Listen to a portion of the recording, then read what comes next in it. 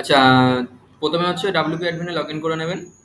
Log in করে নেওয়ার পরে যেটা হচ্ছে চেঞ্জ করতে হবে আপনাকে ওই আপনার পেমেন্টের জন্য ইউপিআই আইডিটা, তাই তো?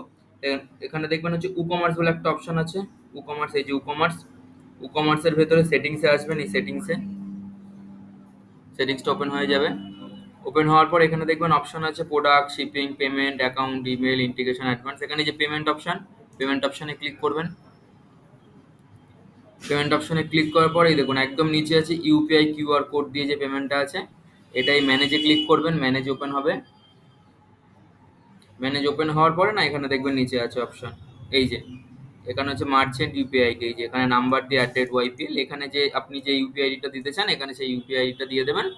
দিয়ে একদম নিচে যে সেভ চেঞ্জেস করবেন, সেভ হয়ে যাবে। ঠিক আছে, একদম সিম্পল। এটা হচ্ছে আপনার ইউপিআই আইডিটা চেঞ্জ করার। আর হচ্ছে ধরুন আপনি হচ্ছে বললেন যে লোগোটা চেঞ্জ করবেন তো। আচ্ছা, এখানে ক্লিক করবেন। ক্লিক করলে দেখবেন ওয়েবসাইটে ফন্টেন্ট ওপেন হয়ে যাবে পুরো। ঠিক আছে, যেভাবে দেখিয়েছিলাম হচ্ছে ওই আপনার ওয়েবসাইটে ফন্টে কিছু চেঞ্জেস করতে হচ্ছে এলিমেন্টারে গিয়ে।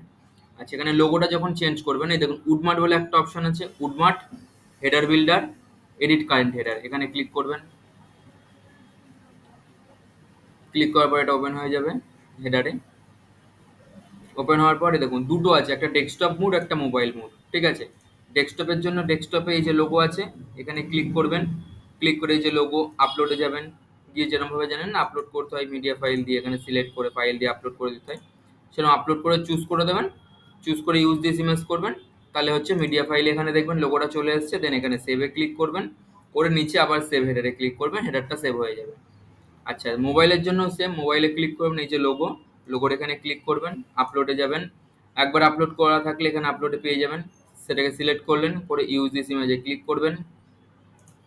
করার পরে এই যে সেভে ক্লিক করবেন, করে সেভ দিস হেডারে ক্লিক করবেন, সেভ হয়ে যাবে হেডারটা।